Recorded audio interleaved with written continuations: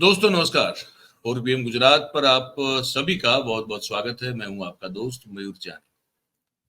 दोस्तों आप जानते हैं कि हम हमारे प्रदेश के और देश के मुद्दों पर तो लगातार बात करते हैं, लेकिन जब जब भी मौका मिलता है, ऐसी कुछ स्थितियां अगर पैदा होती हैं तो हम हमारे देश के अलावा विदेश में जो हो रहा होता है उस पर भी बात करते हैं।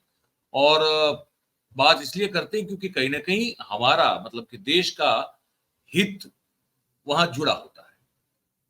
तो जैसे आप जानते हैं अभी द ग्रेट ब्रिटेन जिसको कहते हैं, वहां पे चुनाव हुए और जिसका बहुत दम भरते थे हमारे वो खाकी चड्डी वाले और पता नहीं वो भगवा झंडा वाले, भाई हमारे भारतीय मूल का जो व्यक्ति है वो वहां पे प्रधानमंत्री बना हुआ है, वो ऋषि सुनक साहब और उनकी जो पार्टी है कंजर्वेटिव, उनकी बड़ी बुरी हार हुई वहां पे।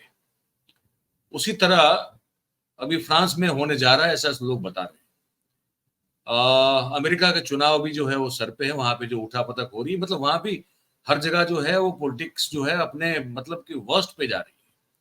लेकिन उस दौरान जो कुछ ऐसी बात है, जैसे ये ब्रिटेन की बात है जहां पे जिस तरह से सुनुक साहब ने जो अपना पद छोड़ा, और उसी तरह नेदरलैंड में जिस तरह से 15 साल सत्ता संभालने के बाद इतनी डिग्निटी और इतनी शालीनता से वहां के प्रधानमंत्री जो रट साहब, अब तो नहीं रहे, भूतपूर्व कहेंगे, उन्होंने जो जिस सिंप्लिसिटी से जो है वो अपना पद छोड़ा, वो जब हम देखते हैं तो हमको हमारे प्रधानमंत्री सामने दिखाई देते हैं। मतलब कि किसी भी सूरत में वो 400 पार का नारा देने के बाद फिर भारतीय जनता पार्टी के लिए 370 का जो है मतलब वो सीना ठोक के जो है दहाड़ने के बाद जब मुश्किल से 240 सीट आती है, तब भी जो है ऐसे चिपक के लपक के बैठ जाते हैं कुर्सी पे कि मतलब कि जीते तो हम ही हैं।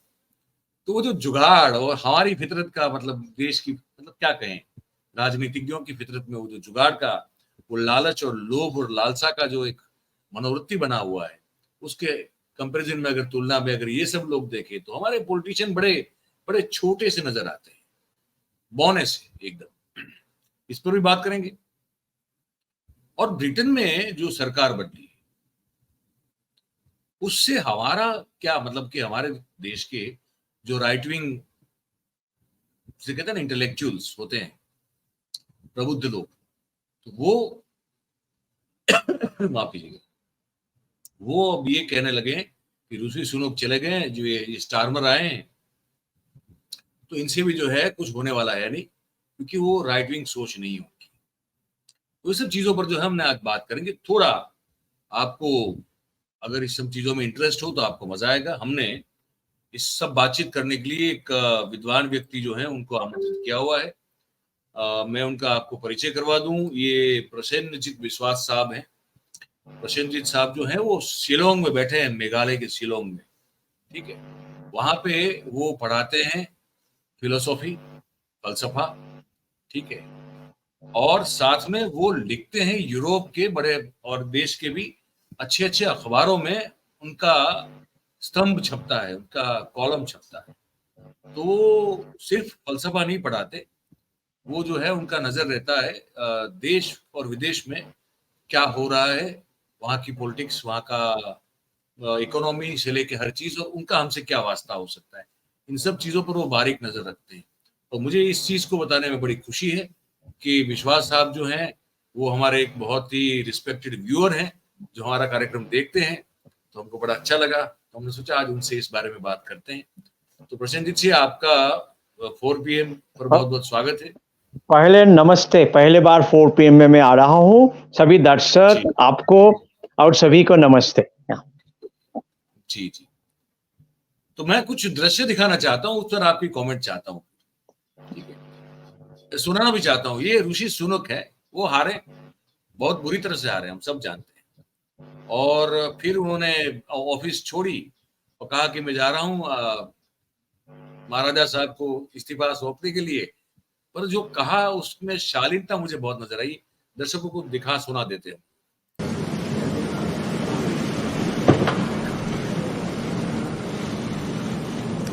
Good morning.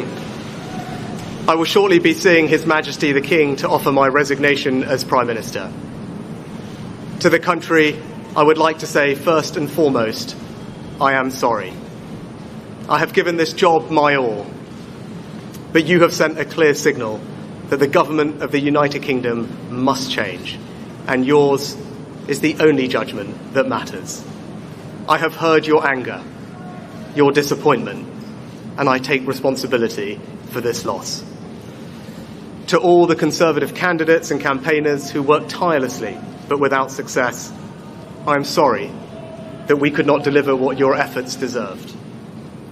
It pains me to think how many good colleagues who contributed so much to their communities and our country will now no longer sit in the House of Commons. I thank them for their hard work and their service. Following this result, I will step down as party leader, not immediately, but once the formal arrangements for selecting my successor are in place. It is important that after 14 years in government, the Conservative Party rebuilds, but also that it takes up its crucial role in opposition professionally and effectively. Prasenjit साहब, ये भी एक प्रधानमंत्री है जो कहता है कि मुझे माफ कीजिए, आई एम सॉरी। वो माफी देश की जनता से भी मांगता है, कहता है कि मैंने आपको डिसअपॉइंट किया, मैंने आपको निराश किया। फिर माफी अपने पार्टी के लीडरों से, कार्यकर्ताओं से भी मांगता है कि भाई मुझे बड़ा दुख है कि आपने बहुत काम किया, लेकिन फिर भी आप लोग हार गए और बहुत सारे जो ऐसे बड़े और अच्छे लीडर हैं वो वहां की जो पार्लियामेंट है वहां पे बैठ नहीं पाएंगे। प्रधानमंत्री को कभी आपने सॉरी बोलते हुए देखा है क्या? हमारे प्रधानमंत्री की बात नहीं, हमारे प्रधानमंत्री के बारे में मैं इतना कहना नहीं चाहता हूं इस समय पहले ही, लेकिन पहले मैं सबको याद दिलाना चाहता हूं कि दर्शन शास्त्र में जिसको मैं पढ़ाता हूं उसमें एक कॉन्सेप्ट हमारे लिए है, इसका नाम है डेमोक्रेटिक ह्यूमिलिटी। और एक प्रोफेसर एलिसडेयर मैकिंटायर, ऑस्ट्रेलिया का प्रोफेसर है, इन्होंने एक बहुत जाने माने किताब लिखे है आफ्टर वर्च्यू, मतलब हमारे जो अपना वर्च्यू है, हमारे जो गुण है उसके बारे में किताब। तो डेमोक्रेसी में ये सबसे बड़ी गुण है कि हमारे में कोई लाज नहीं होता है यदि हम नतमस्तक से जनता के वर्डिक्ट स्वीकार कर ले सकते हैं। हम जनता के वर्डिक्ट स्वीकार करते हैं सर उठा के नहीं, सर नता करके। जनता के सामने हमको विनती करना है, उनका पास हम हारे या जीते हमको उनका अनुगत रहना है, और जनता का जो वर्डिक्ट देने का कैपेसिटी है उसका नजर से खुद को मूल्यांकन करना, ये राजनीति का सबसे बड़ी पहलू होता है। तो आज जो हमारे कुछ दिनों का पहले लोकसभा निर्वाचन का नतीजा आए थे, उसमें हमने जो देखे हैं, जो नतीजा ऐसे हुए हैं, जो जीते हैं जीत से भी वो हार गए हैं, जो हारे हैं वो हार के भी जीते हुए हैं। ये जो मॉरल पैराडॉक्स जिसको हम कहते हैं, ये जो मानव चरित्र का एक पैराडॉक्स है, एक कूटाभास है मानव चरित्र का, ये जो दिखाई पड़ा हमारे इतने बड़े देश की राष्ट्र के जो जन्मत आए हैं उसके बाद, ये कूटाभास को हमको सही ढंग से समझना है। और समझने के लिए हमको खाली राजनीति का दृष्टिकोण से देखने नहीं चलेगा, हमको उसके साथ फिलोसॉफिकल दृष्टिकोण भी लाना पड़ेगा। फिलोसॉफी इसलिए है कि हमारे परिचय केवल हमारे व्यक्ति सत्ता में सीमाबद्ध नहीं रहता है, हमारे परिचय आते हैं दूसरों से। दूसरों ने यदि कह दिया, जैसे ऋषि सोनक ने माना कि दूसरों ने, जनता ने कह दिया कि भाई आप फेल कर गए हो, इसलिए आपका पास विनयावत दंडवत में करता हूं।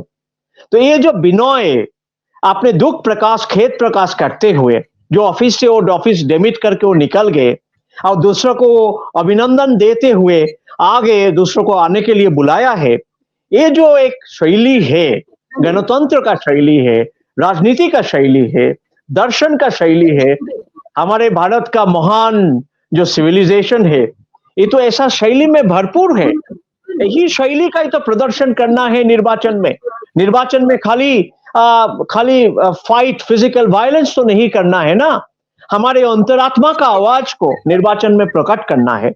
अब भारत राष्ट्र का, भारत का जनता का, अंतरराष्ट्र का, अंतरात्मा का जो आवाज इस बार दिखाई पड़ा, उसी के तहत किसी को तो सॉरी बोलना पड़ता ही था, लेकिन किसी ने बोला नहीं।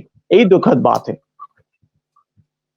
बात सही है, बात सही है। और अभी उससे उल्टा हमारे यहाँ क्या होता है, दर्शकों को ये भी बता दूं, दिखा भी दूं, ये वो ऋषि सुनक है जो माफी मांगते हुए अपनी कार्यकर्ताओं की, लीडरों की, देश की जनता की, ब्रिटेन की जनता की, कि भाई मैंने निराश किया सबको, मैं इस्तीफा भी दे दूंगा, प्रधानमंत्री के तौर पर दे दिया, पार्टी के अध्यक्ष के तौर पर भी कुछ समय में दे दूंगा। और यहाँ पे क्या हाल है, जैसे मैं पहले कह चुका हूं, मुश्किल से 240 तक पहुंचे हैं और ये इधर उधर से इकट्ठा करके कैसे भी करके जो है सत्ता में बैठ गए। और इतनी जल्दबाजी थी कि भैया ना तो फ्लोर टेस्ट हुआ ना करने दिया। कोalition की गवर्नमेंट तो फ्लोर टेस्ट होता है, ये भी नहीं करने दिया। शपथ जो लेनी होती है अंदर संसद में जाके, उससे पहले इटली भी चले गए। मतलब कि मैं छोड़ूंगा नहीं, कुर्सी के पहिए को पकड़ के बैठे। और ये इतनी, मतलब कि एक तरह से हार ही है, नैतिक रूप से तो हार ही बिल्कुल हुई है।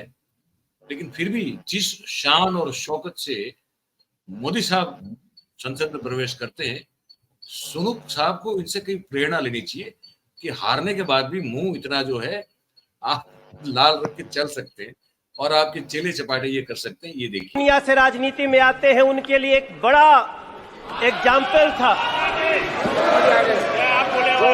मैंने अध्यक्ष जी,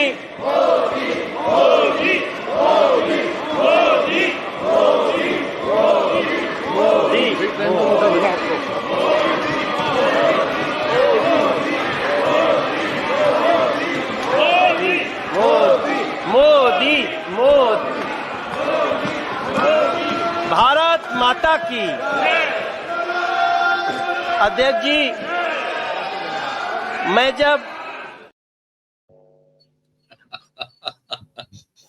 संसद में कार्रवाई चल रही है, सांसद महोदय जो मनोज तिवारी, जो वो रिंकिया के पापा हैं, वो अपनी वहां पे जो है उनको समय मिला हुआ है बोलने के लिए। संसद में समय का मिलना और उसका सदुपयोग करना बड़ा जरूरी होता है, क्योंकि वहां पे जो है वो आप सब जानते हैं कि जो दर्शक नहीं जानते उनको बता दूं, संसद में अगर आपको बोलने का मौका मिलता है तो अपने आप में वो बड़ी बात है, उसका भरपूर उपयोग करना चाहिए। अब वो आ रहे हैं, वो संसद, वो अपना बात कर रहे हैं, महापुरुष अवतारी पुरुष की एंट्री होती है और वो भारतीय जनता पार्टी वाले सब जो है वो मोदी मोदी करने लगते हैं। मतलब वो जो बोल रहे हैं सांसद मनोज तिवारी, वो भी अपना भाषण छोड़ के, स्पीच छोड़ के, वो भी मोदी मोदी कर रहे हैं।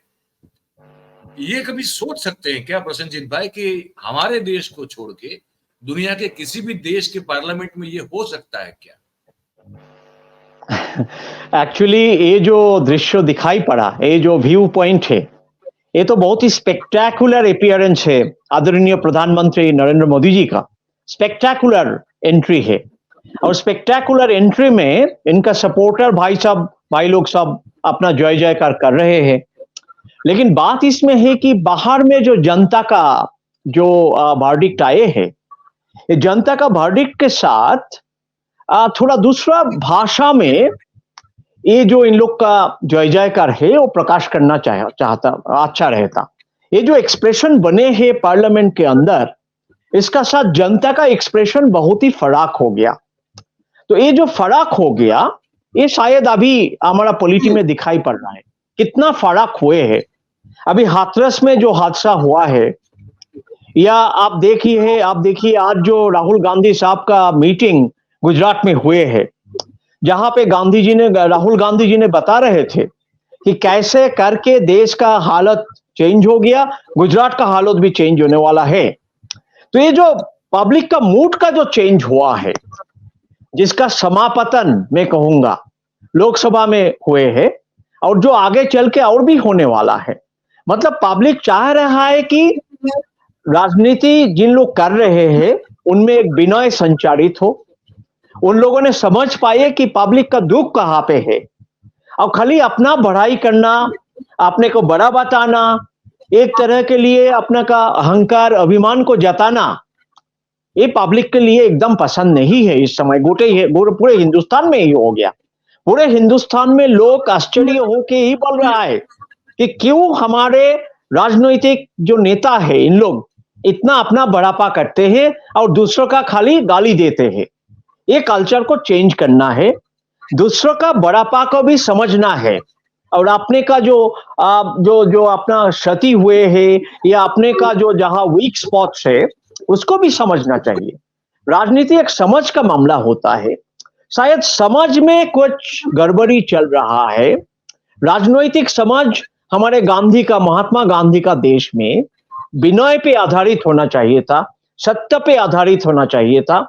सत्याग्रह जो गांधी जी ने प्रपोज किया है वो करना है, जिससे हम हमारा अंतरात्मा का बात को सुनते हैं और सच के लिए हम हर समय एक कठोर से कठोरतर रास्ता हम चुन लेते हैं। तो अभी सत्याग्रह इसमें नहीं है, मिथ्याग्रह चल रहा है। मिथ्याग्रह से हम कब निकाल पाएंगे और सत्याग्रह के प्रति हम कब धावित हो पाएंगे? और ऋषि शौनक साहब को देख के हमको सीखना चाहिए था, या मिस्टर राथ को देख के हमको सीखना चाहिए था। देश का लोग चाहते हैं कि ये शिक्षा आ जाए बहुत जल्दी। मैं वो भी दिखा देता हूँ दर्शकों को कि नीदरलैंड नाम का जो एक देश है ना, डच, आप सबको याद होगा भाई। हमारे देश में जो कॉलोनिज्म जो चला था, पोर्टुगीज आए उसके बाद, उसमें वो भी थे।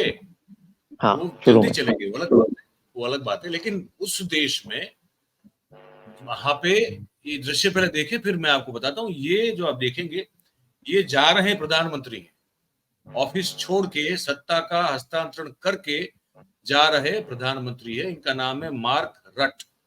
रट साहब को पहले देख लीजिए।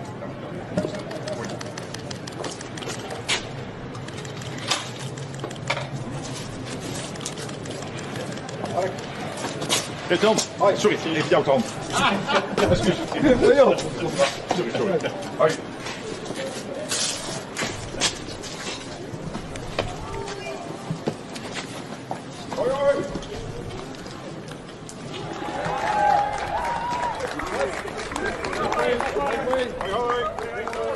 Precis allemaal, hoi hoi.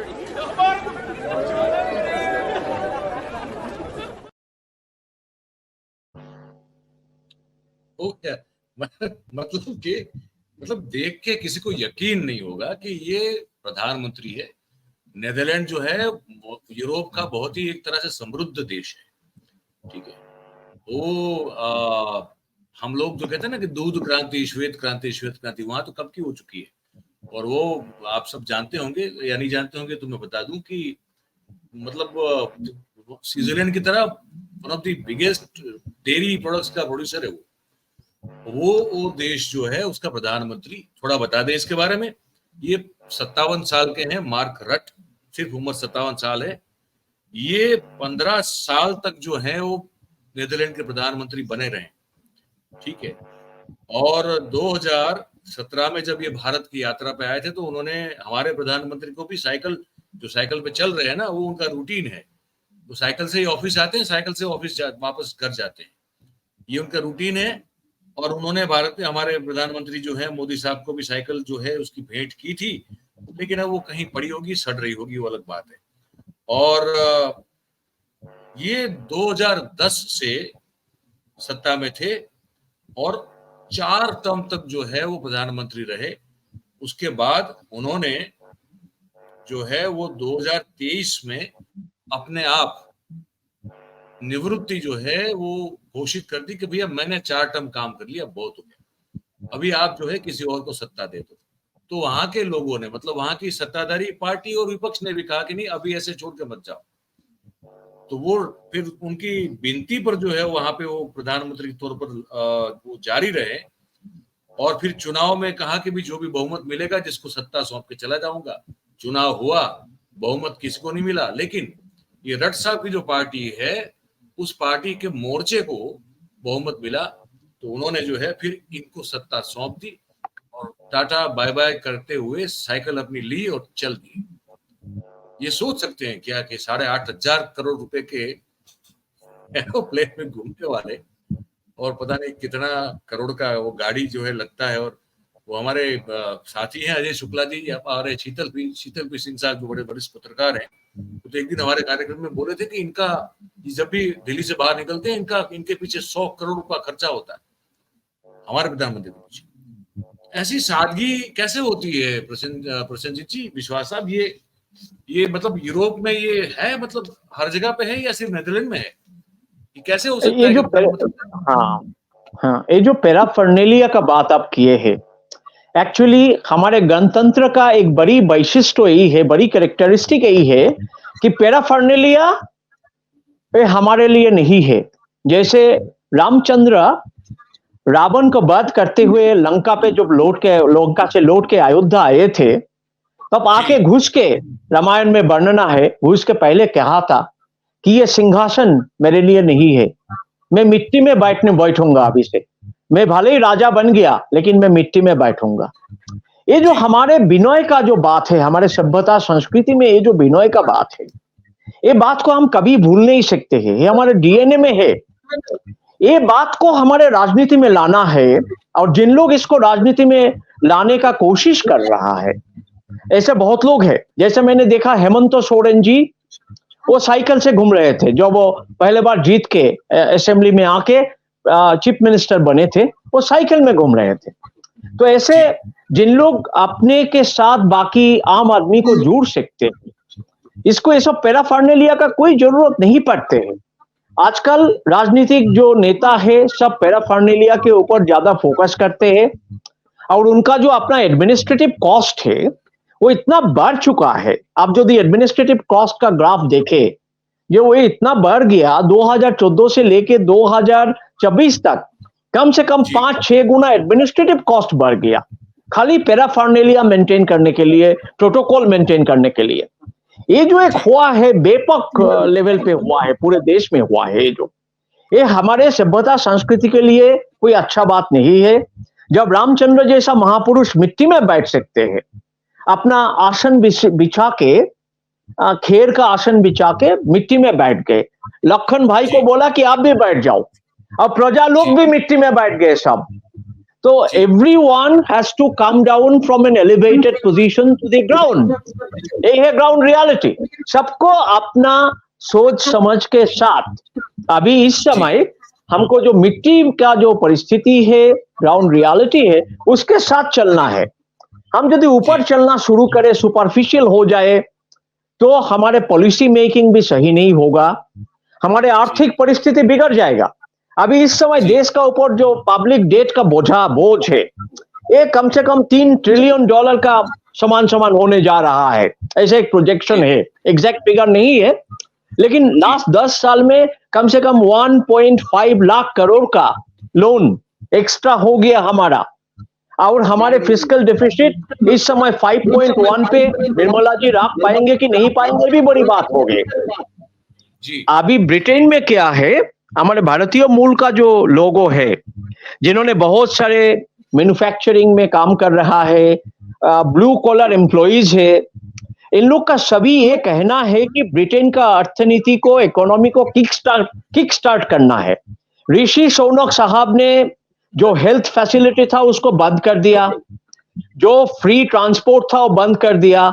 London का mayor Sadiq Khan free transport महिलाओं के लिए देने का प्रपोजल दिया था, उसको कंजर्वेटिव पार्टी ने रोका दिया। तो ये जो जन कल्याण के लिए जो पदक्षेप होता है, जन कल्याण के लिए जो फंड तैयार करना पड़ता है, उसी में बहुत कमी आ गया। हमारे भारत में हायर एजुकेशन सेक्टर में जिस लेवल पे कमर्शियलाइजेशन, कॉर्पोरेटाइजेशन हो रहा है, उसी से आम आदमी का, घर का बच्चे लोग का शिक्षा हाईएस्ट लेवल पे कभी जा ही नहीं सकता है। जिसका पास धन दौलत है उसके लिए शिक्षा, हायर एजुकेशन खोला रहेगा, बाकी के लिए हायर एजुकेशन बंद हो जाएगा। तो इसके कारण क्या हो सकता है, हमारे जो इल ट्रेन्ड वर्कफोर्स बनेगा, वो क्या सर्विस सेक्टर में काम कर सकता है? वो खाली नर्स वेटर बन के इधर से उधर घूमेगा। तो ये जो बड़ी घाटा होगा भारत का अर्थनीति का, उसको हमको समझना है। या तो फिर वो डी मार्ट का डिलीवरी बॉय बनेगा बेचारा, या स्विगी का बनेगा। मैं देख रहा हूँ सर, मैं लोगों से, वो जो लड़के मैं कभी मंगवाता हूँ ना, वो जोमेटो या स्विगी या ब्लिंकिट या वो जो जितनी भी है, कहीं ना कहीं मैं वो लड़कों को पूछता हूँ जब भी वो डिलीवरी करने के लिए आते हैं कि भाई तुम कुछ पढ़े लिखे हो क्या? हर कोई जो कोई इंजीनियरिंग किया हुआ है, आप यकीन मानिए, मतलब मैं मतलब हैरान हो गया जब किसी ने कहा कि वो इलेक्ट्रिकल इंजीनियर है, और मैंने कहा यार तुम ये क्या कर रहे हो? बोले इससे अच्छी कमाई हो जाती है सर। बोले वहां अगर मैं अपने फील्ड में गया नौकरी में तो मुझे उतना पैसा नहीं मिलेगा, कम से कम यहाँ मुझे अच्छा पैसा मिल जाता है। मुझे बड़ा ताज्जुब हुआ कि हम मतलब क्या पैदा कर रहे हैं, इंजीनियर स्विगी की डिलीवरी कर रहा है घर, और तो हम कर क्या रहे हैं? ये तो एक मतलब ऐसे बहुत सारे लड़के आते हैं जो, और कम से कम ग्रेजुएट तो होते ही है, चाहे किसी भी फैकल्टी में हो। तो वो बात जो आपने कही बहुत सही बात है। तो मैं एक चीज और जो है दिखा के फिर हम लोग इसमें जो है फाइनल कमेंट करेंगे, फिर हम समाप्त करेंगे। सर आपसे बातें होती रहेंगी। देखिए वो जो है वो टॉपिक पे अलग से बात करनी है कि ये ब्रिटेन में जो सरकार चेंज हुई तो उससे जो है हमारा देश का क्या फायदा हो सकता है, उस पर हम बात करेंगे, पर वो अलग टॉपिक करके करेंगे। ठीक ठीक ठीक। ये जो है ना, इसमें तो यही है कि जो सत्ता में बैठा है उसके अहंकार की सीमा, और आप क्योंकि फिलसफी पढ़ाते हैं तो आपने वो अच्छी तरह से आपने चीजों को बताया। तो एक वीडियो बड़ा वायरल हो गया है, वो भारत की क्रिकेट टीम से प्रधानमंत्री मिलने के बाद जो है अब उन्होंने गलती से विराट कोहली को पूछ लिया, और विराट कोहली ने बड़े इनोसेंट होके, उनका वो मकसद भी नहीं होगा क्योंकि वो तो अपना प्रोसेस बता रहे थे, उन्होंने जो अहंकार और मैं मतलब वाली जो बात है उस पर जो अपनी थॉट प्रोसेस बताई, वो बड़ी सटीक है, ये सुनने वाली बात है। एक ही मतलब जो भी मैं करने की कोशिश कर रहा था वो हो नहीं पा रहा था, तो मुझे यही लगा कि जब आप अपनी तरफ से इतनी और आपको ये लगता है कि मैं कर दूंगा, तो कहीं ना कहीं आपका अहंकार ऊपर आ जाता है, तो फिर खेल आपसे दूर चला जाता है। तो वही छोड़ने की ज़रूरत थी। और जैसे मैंने कहा कि गेम की सिचुएशन ही ऐसी बन गई कि मेरे लिए जगह ही नहीं थी अपने अहंकार को ऊपर रखने की, वो पीछे रखना ही पड़ा टीम के लिए। और फिर जब गेम को इज्जत दी तो गेम ने वापस उस दिन इज्जत दी। तो मुझे ये एक्सपीरियंस हुआ सर। बहुत बधाई हुई।